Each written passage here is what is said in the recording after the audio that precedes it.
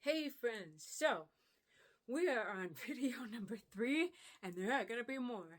And basically, I'm just talking about journaling because there have been some questions about that. How do we journal? What ways can we journal? What kind of journaling is the most helpful for Christians? What does that look like? And so I'm just working my way through what a lot of journaling looks like. It's journaling that has been very helpful for me in my I don't even like to call it a healing journey anymore. I prefer to call it my spiritual journey because as I have been learning about God's love for me and my true identity in Christ and my authority in Christ, it's been those things that have really made a huge difference for me in healing. It is the healer that we need to seek instead of the healing that we need to seek, right? And so these kinds of things have just made a huge difference for me. All right, so this is a beautiful little journal that my mother-in-law gave me, and basically it's just a bunch of blank pages like this, except for the ones that I've drawn in. So I am an artist, and this is not for everybody, okay? I realize that not everybody thinks the same way that I do, and it's so important that we understand that we are all unique and different. God created us that way for a reason, and it brings him glory that we are all different, but we all yet still resemble different parts of who he is.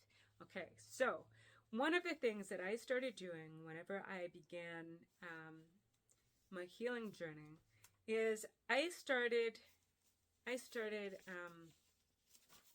see, let me come up with a really good one. I started journaling like this. And you can see I drew some clouds up there at the top. And then I wrote out a verse, John 9:3. John 9:3 says, "This sickness will not end in death. No, it is for God's glory, so that God's Son may be glorified through it." Actually, that's John 11:4, and then 9:3 says, "This happened so that the works of God should be made manifest in him." So that just gives you an example. Over here, I use stickers and drew with ink pens and colored pencils. It says, "Those who trust in the Lord will find new strength. They will soar high on wings like eagles. They will run and not grow weary. They will walk and not faint." Isaiah 40:31. And so the reason that I did that is because I had severe chronic fatigue syndrome and adrenal fatigue. And I needed to know that I was going to have energy and strength. And so, whenever you're doing something like this, not only are you just journaling, you're not just putting something down on paper, but this is a form of meditation for me. While I'm doing this, I'm speaking it over and over in my mind and creating. So this is something that, many of you know my story about doves and how God started showing me doves whenever he promised me about my healing, because I didn't know before that he wanted me well, and so he gave me those promises. And so this is a picture of a dove in the potter's hand, and that was the very first promise that God gave me. I was scrolling through Instagram and saying, "God, if you're going to heal me, if you're going to bring me out of this, then please give me a dove." And this was especially important to me because I am a professional potter. And so this was God saying, "I am the potter. You are the clay. You are the works of my hands." And he called me his little dove. He gave me that nickname. And that's another story altogether. But anyway, so I wrote this. And of course, it's Jeremiah 29:11. "For I know the plans I have for you, declares the Lord. Plans to prosper you and not to harm you. Plans to give you hope and a future." And so, again, this was just a creative outlet for me. Because I wasn't quite as busy as I am now, but it gave me an opportunity where I could just go through and I could create all of these, really beautiful things.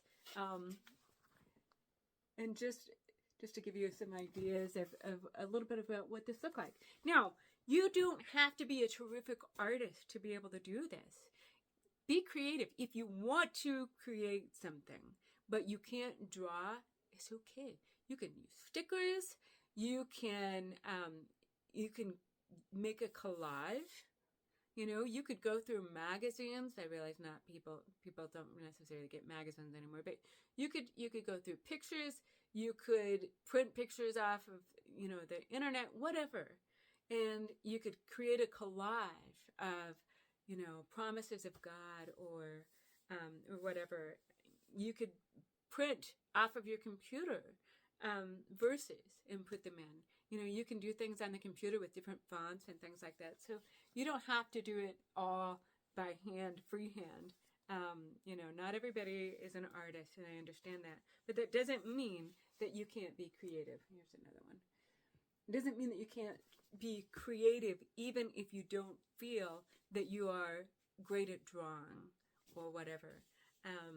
Something that I found that's interesting, I found something about how whenever we create, whenever we are doing something with our hands and producing something with our hands, it's called an effort given or effort driven cycle. And it literally creates dose in our brains. So if you like to cook, if you like to garden, if you like to do arts and crafts, things like that, it helps create those positive neurotransmitters in our brains. And this is one way of doing that. So doing this creates dose. That's a bonus, right? Not only that, you can go back and you can look at all of the things that you have journaled. Here's one. I love this one. Right? God is my refuge and strength, always ready to help in times of trouble. I will not fear, because he says, be still and know that I am God. Psalms 46, 1, 2, and 10. So anyway, that's another idea for journaling. And you don't have to be a great artist to create something that is attractive. Like I said, you can do collage, you can print stuff off of your computer, whatever. But creating something, and then, you know, especially if you're writing down verses like that, it's good to help your heart meditate, get your mind in the right place, and creates dose.